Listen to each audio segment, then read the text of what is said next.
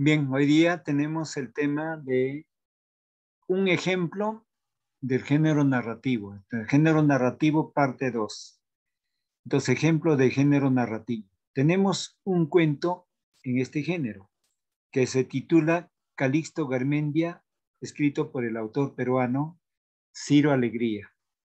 Ciro Alegría es un autor de la literatura peruana dentro de la corriente del indigenismo. ¿Por qué? El indigenismo es una corriente literaria donde la temática y el producto literario está en el mundo andino, en la problemática del mundo andino. El campesino de la sierra o del Ande que pasa por unas circunstancias de situaciones difíciles frente al abuso de los gamonales o los terratenientes. Entonces, sabemos que el género narrativo corresponde a narrar hechos, episodios, en este caso, en este cuento específicamente. Pero retomando la presencia del autor, Ciro Alegría desarrolló también una literatura bastante clara de lo que es en La Serpiente de Oro, en la zona del Marañón, los perros hambrientos en la zona andina frente a la necesidad y la pobreza y la carencia de la lluvia, el hambre, y en el mundo es ancho y ajeno, donde se ve el atropello, el despojo de los gamonales hacia los comuneros de Erumi. Entonces, en este cuento también manifiesta una especie de despojo, ¿no? El abuso que comete contra Calixto Garmendia. Dice en la narración lo siguiente.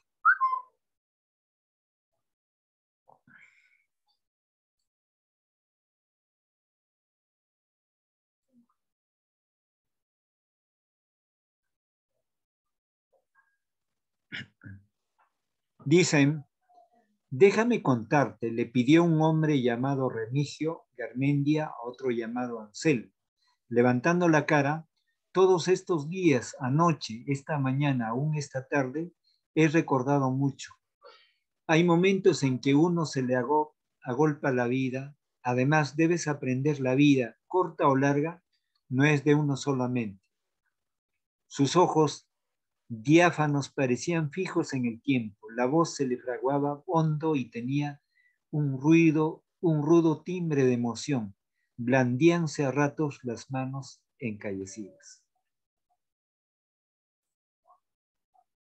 Yo nací arriba, en un pueblito de los Andes. Mi padre era carpintero y me mandó a la escuela hasta segundo año de primaria. Era todo lo que había.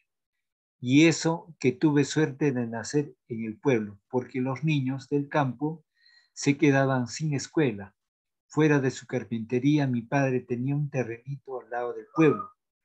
Pasando la quebrada y lo cultivaba con la ayuda de algunos indios a los que pagaba en plata o con obritas de carpintería. ¿Qué?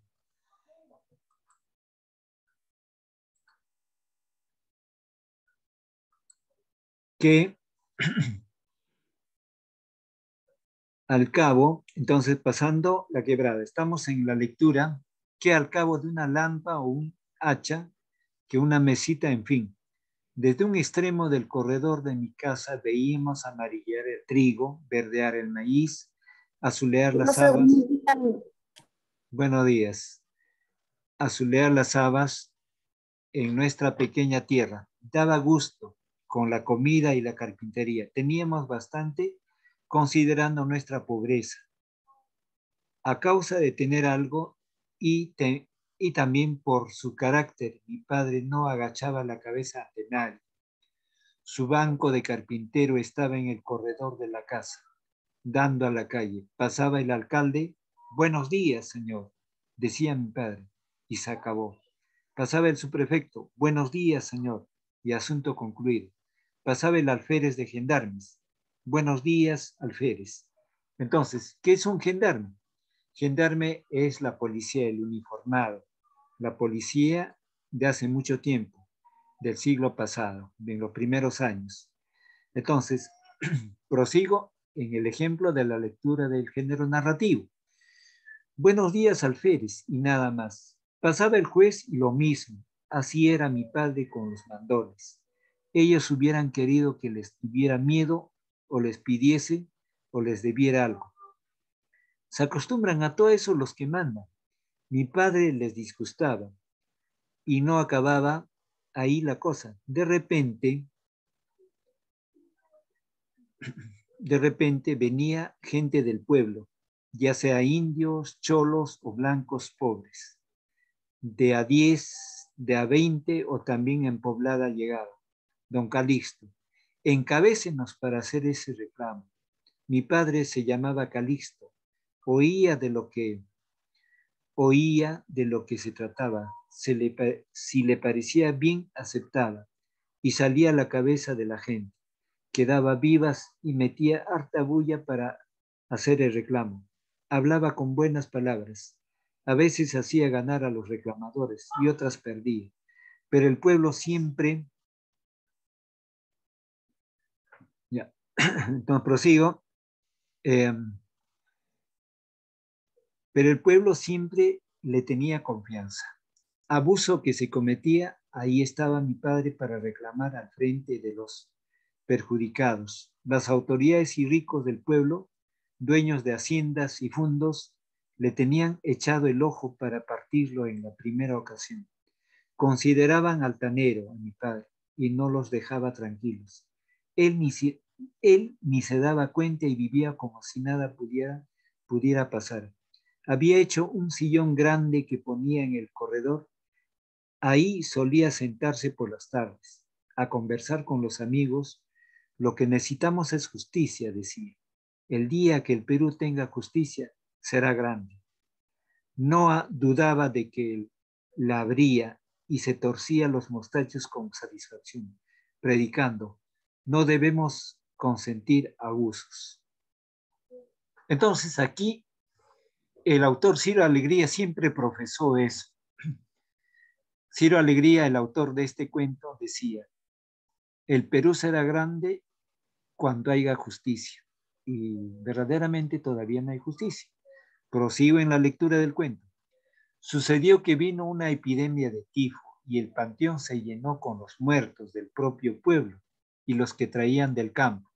Entonces las autoridades echaron mano de nuestro terrenito para panteón. Mi padre protestó diciendo que tomaran tierra de los ricos, cuyas haciendas llegaban hasta la propia salida del pueblo. Dieron el pretexto que el terreno de mi padre estaba ya cercado. Pusieron gendarmes y comenzó el entierro de muertos. Quedaron a darle una indemnización de 700 soles, que era algo en esos años, pero que autorizaron.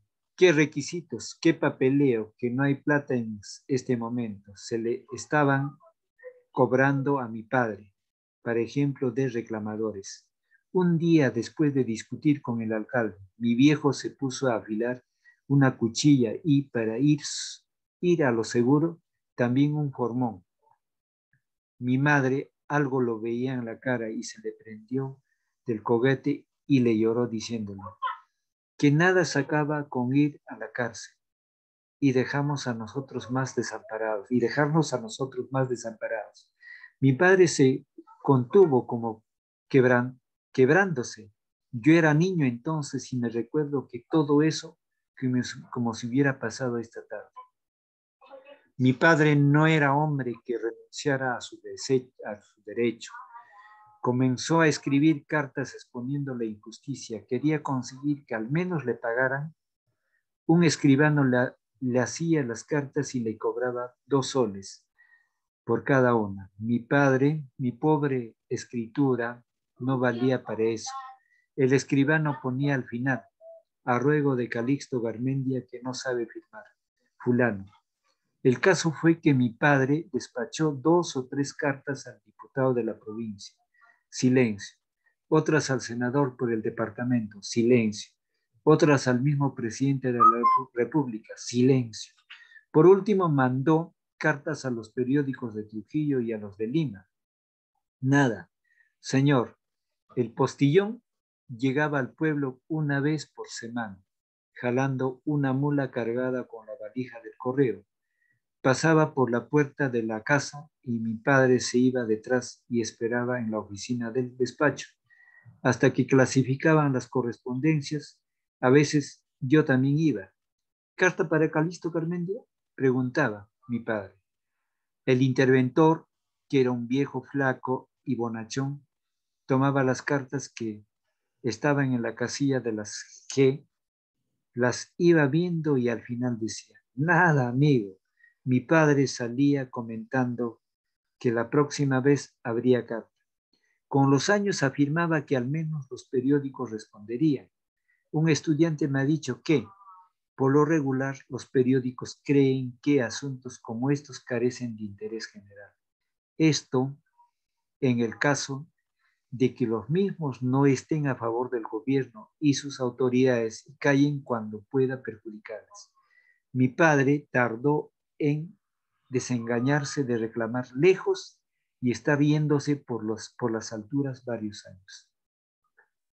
Un día, a la desesperada, fue a sembrar la parte del panteón que aún no tenía cadáveres para afirmar su propiedad. Lo tomaron preso los gendarmes, mandados por el subprefecto en persona, y estuvo 2 días en la cárcel. Los trámites estaban ultimados y el terreno era de propiedad municipal legalmente. Cuando mi padre iba a hablar con el síndico de gastos del municipio, el tipo abría el cajón del escritorio y decía como si ahí debiera estar la plata. No hay dinero, no hay nada ahora. Cálmate, Garmendi. Con el tiempo se te pagará. Mi padre presentó 2 recursos al juez. Le costaron 10 soles cada uno. El juez los declaró sin lugar. Mi padre ya no pensaba en afilar la cuchilla y el formón. Es triste tener que hablar así, dijo una vez, pero no me darían tiempo para matar a todos los que debía. El dinerito que mi madre había ahorrado y estaba en una ollita escondida en el terrado de la casa, se fue en cartas y papeleo. A los 6 o 7 años del despojo, mi padre se cansó hasta de cobrar. Él envejeció mucho en aquellos tiempos. Lo que más le dolía era el atropello. Alguna vez pensó en irse a Trujillo o Lima a reclamar, pero no tenía dinero para eso. Y cayó también en cuenta de que, viéndolo pobre y solo, sin influencias ni nada, no le harían caso. ¿De quién y cómo valerse? El terrenito seguía de panteón, recibiendo muertos. Mi padre no quería ni verlo, pero cuando por casualidad llegaba a mirarlo decía, algo mío han enterrado ahí también. Crea usted en la justicia, siempre se había ocupado de que le hicieran justicia a los demás y al final no la había podido obtener ni para él mismo. Otras veces se quejaba de carecer de instrucción y siempre despotricaba contra los tiranos, gamonales, tagarotes y mandones. ¿Qué es despotricar? Viene del verbo despotricar, atacar, atacar con palabras, ¿no? Señalar con insultos. Ahora, ¿quiénes eran los tiranos, los gamonales, los terratenientes? ¿Qué significa tagarote? Tagarote es ave rapina o la persona que come mucho. Entonces, ¿quiénes eran los tagarotes? Los gamonales y los tiranos. Y los mandones, como el policía, el alférez de gendarmes, como el juez, ¿no? Prosigo en la lectura. Yo fui creciendo en medio de esa lucha. Entonces, vamos a invitar a Tupa que lea este párrafo subrayado. A ver, a mi padre no le quedó otra cosa que su modesta carpintería. Apenas tuve fuerzas, me puse a ayudarlo en el trabajo. Era muy escaso. En ese pueblito sedentario, casas nuevas se levantarían una cada 2 años. Las puertas de las otras duraban mesas y sillas. Casi nadie usaba. Los ricos del pueblo se enterraban en cajón, pero eran pocos y no había consecuencias. Gracias. Prosigo en la lectura. Los indios enterraban a sus muertos envueltos en mantas sujetas con cordel, igual que aquí en la costa entierran a cualquier peón de caña, sea indio o no. La verdad era que cuando nos llegaba la noticia de un rico difunto y el encargo de un cajón, mi padre se ponía contento. Se alegraba de tener trabajo y también de ver irse al hoyo a uno de la pandilla que lo despojó. ¿A qué hombre tratado así no le daña el corazón? Mi madre creía que no estaba bueno alegrarse debido a la muerte de un cristiano y encomendaba el alma del finado rezando unos cuantos Padre Nuestros y Ave Marías. Duro le dábamos al serrucho, al cepillo, a la lija y a la clavada, mi padre y yo, que un cajón de muerto debe hacerse luego. Lo hacíamos por lo común de aliso y quedaba blanco. Algunos lo querían así y otros que pintado de color caoba o negro y encima charolado. De todos modos, el muerto se iba a podrir lo mismo bajo la tierra, pero aún para eso hay gustos. Una vez hubo un acontecimiento grande en mi casa y en el pueblo un forastero abrió una nueva tienda que resultó mejor que las otras cuando que había, de las otras 4 que había. Mi viejo y yo trabajamos 2 meses haciendo el mostrador y los andamios para los géneros y abarrotes. Se inauguró con banda de música y la gente hablaba de progreso. En mi casa hubo ropa nueva para todos. Mi padre me dio para que lo gastara en lo que quisiera. Así, en lo que quisiera, la mayor cantidad de plata que había visto en mis manos, 2 soles. Con el tiempo la tienda no hizo otra cosa que mermar el negocio de las otras 4. Nuestra ropa envejeció y todo fue olvidado. Lo único bueno fue que yo gasté los 2 soles en una muchacha llamada Eutinia. Así era el nombre, que una noche se dejó coger entre los alisos de la quebrada. Eso me duró. En adelante no me cobró ya nada y así antes me recibió los 2 soles, eso 2 soles fue pobre que era. ¿Bien?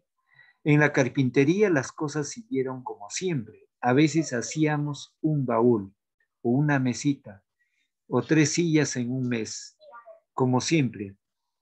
Es un decir, mi padre trabajaba a disgusto. Antes lo había visto ya gozarse puliendo y charolando cualquier obrita o le quedaba muy vistosa. Después ya no le importó y como que salía del paso con un poco de lija hasta que por fin llegaba el encargo de otro cajón de muerto, que era plato fuerte. Cobrábamos generalmente 10 soles. Dele otra vez a alegrarse a mi padre, que solía decir. Se fregó otro bandido 10 soles. A trabajar duro él y yo, a rezar mi madre, y a sentir alivio hasta por las virutas. Pero ahí acababa todo. Eso es vida. Como muchacho que era, me disgustaba que en esa vida estuviera mezclando tanto la muerte. La cosa fue más triste cada vez. En las noches, a eso de las 3 o 4 de la madrugada, mi padre se echaba unas cuantas piedras bastante grandes a los bolsillos.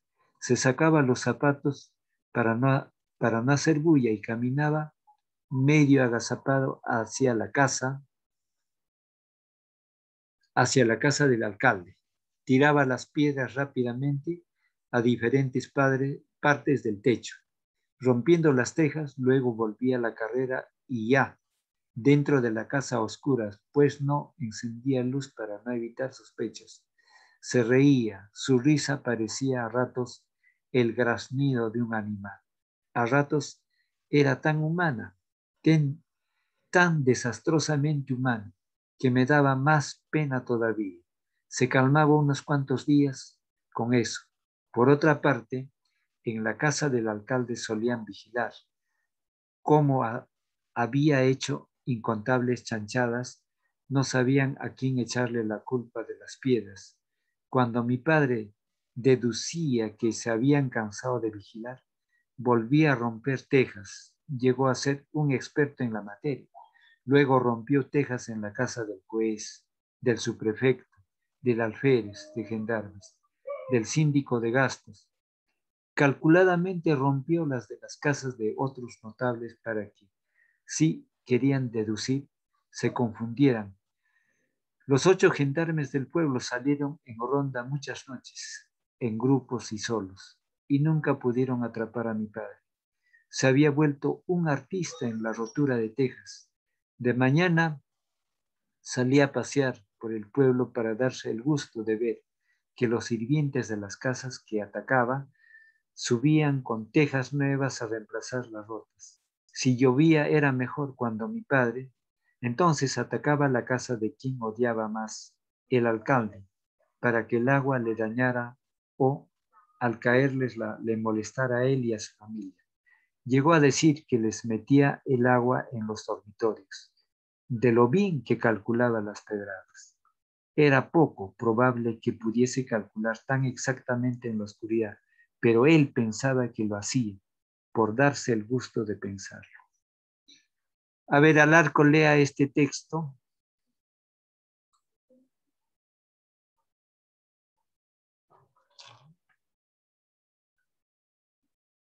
Alarco, en voz alta. El alcalde murió de un momento a otro. Unos decían que de un atracón de carne y chancho, y otros que de las cóleras que le daban sus enemigos. Mi padre fue llamado para que le hicieran el cajón y me llevó a tomar el cadáver. El cadáver era grande y gordo.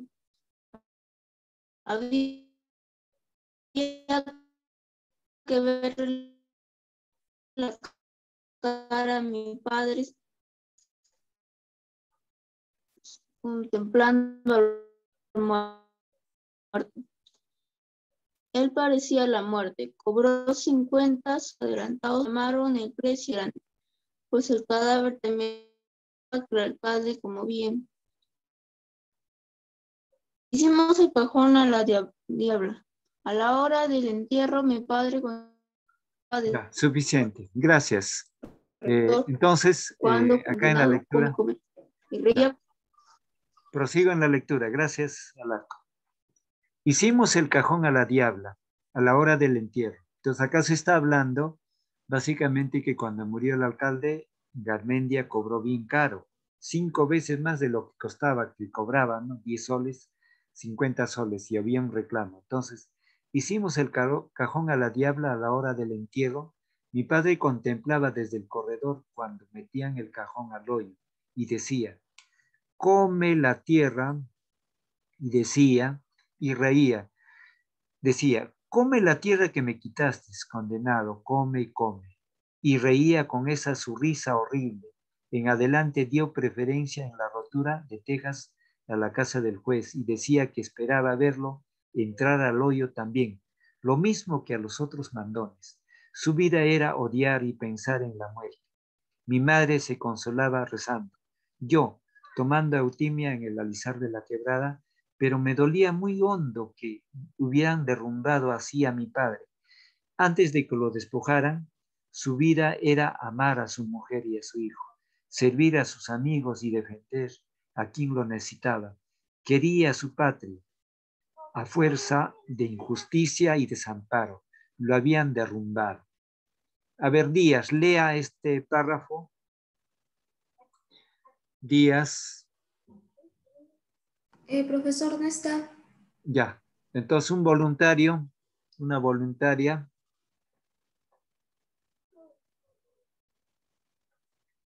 Profe, yo voy a leer.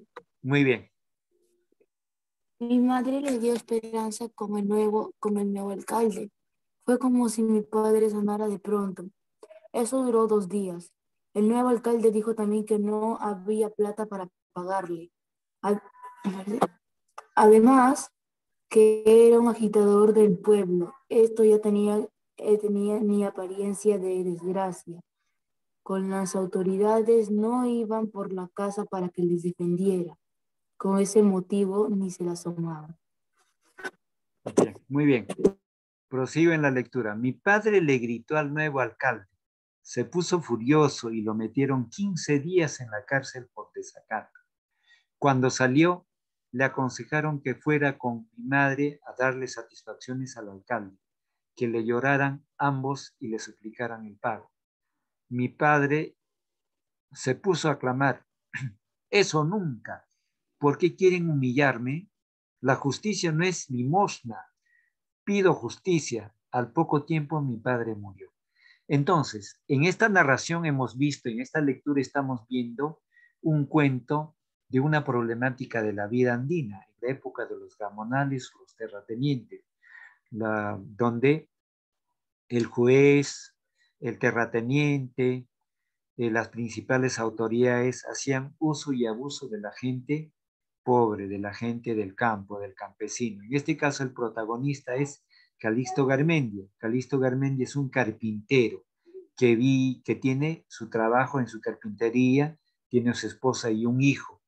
Entonces, tenía un pequeño terrenito, pero resulta que él le gustaba la justicia y apoyaba a los que necesitaban justicia en preparar la documentación o llámese, lo escuchaba al pedido de los que deseaban algún reclamo y siempre estaba en el reclamo frente a ciertos grupos que en aquel entonces le solicitaban. Y eso causó cierto odio y rencor de los que tenían el poder. Y en una ocasión cuando se presentó el tifo, la epidemia de la peste del tifo, que lo llaman la tifoidea, entonces habían muchos muertos, entonces el cementerio se llenó. Entonces las autoridades, como ya le tenían el ojo a Garmendia, utilizaron su chacra, su espacio, su único terreno para convertirlo en cementerio. Entonces al convertirlo en cementerio, pero no le pagaron nada, le ofrecieron 700 soles, pero nunca le pagaron. Pasaron los años, él solicitó, pidió, mandó cartas al diputado, al senador, al presidente de la República, a los periódicos de Trujillo.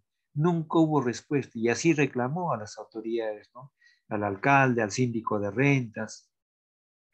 Lo único que recibió es el atropello de ser detenido 2 días, 15 días, y de esa manera, y nunca vio una justicia de parte de las autoridades porque le quitaron su único terreno, que lo convirtieron en cementerio. Entonces, él vivía en esa injusticia. Entonces, cuando empezaban a morir los mandamases del pueblo, cobraba bien, porque era el único carpintero. Generalmente cobraba 10 soles por un ataúd, pero cuando murió el alcalde, el quien debía de haberle pagado, cuando murió el alcalde, cobró 50 soles y era muy caro, ¿no? La gente, sus familiares reclamaron. Y el que dijo, no, que el cadáver es muy grande, se utiliza más material, es un trabajo muy delicado y así. Cada vez que enterraban a un mandamás él gozaba de la risa, pero también aprovechaba que en las horas nocturnas, en las primeras horas de la mañana, como no esperaba, no recibía ninguna justicia ni pago de su terreno, él, agazapado ocultamente, sin zapatos, se encaminaba cerca a la casa de las autoridades y rompía las tejas. Era su manera de vengarse, ¿no? Y eso no lo veía con buenos ojos su esposa. Su esposa simplemente oraba, ni su hijo. Entonces, y lo que él esperó, toda esa injusticia hizo de que envejeciera en los próximos años, ¿no? Entonces, el cuento finaliza más que todo cuando dice algo muy, como una conclusión, cuando dice, mi madre le dio esperanzas con el nuevo alcalde. Fue como si mi padre sanara de pronto. Eso duró 2 días. El nuevo alcalde le dijo también que no había plata para pagar. Además, que abusó cobrando 50 soles por un cajón de muerto y que era un agitador del pueblo. Esto ya no tenía ni apariencia ni verdad. Hacía años que las gentes, sabiendo que a mi padre, en desgracia con las autoridades, no iban por la casa para que les defendiera. Con este motivo ni se asomaba. Mi padre le gritó al nuevo alcalde. Se puso furioso y lo metieron 15 días de cárcel por desacato. Cuando salió, le aconsejaron que fuera con mi madre a darle satisfacciones al alcalde, que le lloraran a ambos. Pero eso no lo hizo, ¿no? Y le suplicaran el pago. Mi padre se puso a clamar, eso nunca. ¿Por qué quieren humillarme? La justicia no es limosna. Pido justicia. Al poco tiempo mi padre murió. Entonces, ¿cuál es el tema de este cuento, de esta narración, en el género narrativo? El tema es el despojo. Despojar quiere decir quitarle la propiedad a uno. ¿A quién le despojan? A Calixto Garmendia, del único terreno donde podía sembrar y alimentarse, ¿no? Entonces la injusticia está en no pagarle. Al apropiar un terreno para cementerio, las autoridades, el alcalde debía haber comprado ese terreno, pagarle a los padres, habiendo otros terrenos de los terratenientes. En la zona andina es amplio el campo, entonces ahí se estaba. Entonces se ve la injusticia y el despojo, ¿no? Es el tema. Entonces, ¿cuál sería la idea central en este cuento? La idea central es los atropellos y el despojo que le hacen a Calixto Garmendia de su único terreno, apropiándose y convirtiéndolo en cementerio y no dándole el pago respectivo del costo. ¿Y cuáles serían las autoridades, las ideas auxiliares, ¿no? Calixto Garmendia era un carpintero que vivía de su trabajo y la subsistencia de su único terreno. Otra idea auxiliar es que apoyaba a los que necesitaban a hacer algunos reclamos, y en todos los reclamos estaba Calixto Garmendia. Una tercera idea auxiliar será que las autoridades habían puesto el ojo en Calixto Garmendia porque era un reclamón que hacía rebeldía frente a ellos haciendo reclamos. Y una tercera idea, una cuarta idea auxiliar será que se presentó en el pueblo una epidemia, un tifo o una tifoidea, donde murieron muchos y el cementerio se llenó y vieron el terreno de Calixto Garmendia para convertirlo en cementerio. Entonces le ofrecieron 700 soles, pero nunca le pagaron eso. Entonces, las otras ideas corresponden a los reclamos que hizo él frente al alcalde. Y desde luego no escucharon su clamor ni el pedido, no le pagaron. Otra idea es de que hizo reclamos mediante escritos, cartas dirigidas al diputado, al senador, al presidente de la República y a los periódicos de Trujillo. Nunca hubo una respuesta. Entonces no había manera de poder pedir y esperar esa justicia del pago de su terreno. Entonces, una siguiente idea auxiliar es la venganza de Calixto en romper el techo o el tejado de las casas de los principales de los mandones. Otra idea auxiliar será la muerte del alcalde, que era de un cuerpo bastante grande, y el hecho de cobrarle 50 soles por un cajón, por un ataúd, ¿no? Entonces, y la única manera de estar sentado en su patio, de afirmar de que un mandamás iba al hoyo, ¿no? Entonces, finalmente, solicitó al nuevo alcalde el pago de su terreno. Le dio la negativa de no pagarle. Entonces, y le dijo que era un agitador social y que había cobrado demasiado por un ataúd del alcalde que había fallecido. Le aconsejaron solicitarle el pago o aclamarle al alcalde que cambiara de opinión para pagarle. Pero él dijo, no, ¿por qué me voy a humillar? La justicia no es una limosna. Entonces, al poco tiempo, su padre envejeció y murió. Entonces, aquí estamos viendo un ejemplo más del género narrativo. Un tema de un cuento básicamente indigenista porque es de la zona andina. Entonces, en la zona andina siempre se han presentado esos problemas de injusticia, de atropello, de despojo. Entonces, Ciro Alegría aquí expone esa problemática del despojo, que también es algo similar en su novela El mundo es ancho y ajeno, ¿bien? O como también en Los perros hambrientos. En Los perros hambrientos es el hambre. En El mundo es ancho y ajeno es el despojo de los terratenientes hacia la comunidad de Erumi. En este caso es el despojo minúsculo de un protagonista que es Calixto Garmendia, de que se le quita un terreno. Bien, entonces, el género narrativo está pues en cuento, en novela, ¿no? Entonces, en el género clásico, el género narrativo sería el género épico, pero en género contemporáneo el cuento ya pertenece al género narrativo. Entonces, con esto estoy finalizando ya la sesión de aprendizaje. No se olviden de enviar sus evidencias. Ya a la una estoy enviando el video y este material, algunas preguntas como desarrollar, de repente es el resumen o algunas preguntas de lo que se está explicando, de lo que se está dando lectura. Observen de que pocos son los que están enviando o están cumpliendo con sus tareas. Algunos no están cumpliendo sus tareas porque en el Classroom aparece de rojo. Quien no ha entregado su tarea, por favor, envíen sus tareas. ¿Ya? Entonces, no descuidarse de eso porque tarea no presentada se acumula, vienen otras tareas, entonces hay que poner énfasis. Y desde luego, retomo, pues, en el tema de literatura uno está para poder disfrutar, para poder comprender, para poder poner de manifiesto el aspecto artístico mediante la obra literaria. Y en eso es la lectura, justamente. Entonces, es importante que un tema literario se vuelva a leer, porque ya tienen el material en el Classroom. Entonces, hoy día, ¿qué hemos aprendido? Hemos visto la lectura, no, hemos procesado la lectura, hemos interpretado y comprendido lo que es un ejemplo más del género narrativo, que es el cuento titulado Calixto Garmendia, escrito por el literato peruano Ciro Alegría. Entonces, con esto termino la sesión de aprendizaje. Si hubiese alguna pregunta, alguna duda, alguna duda.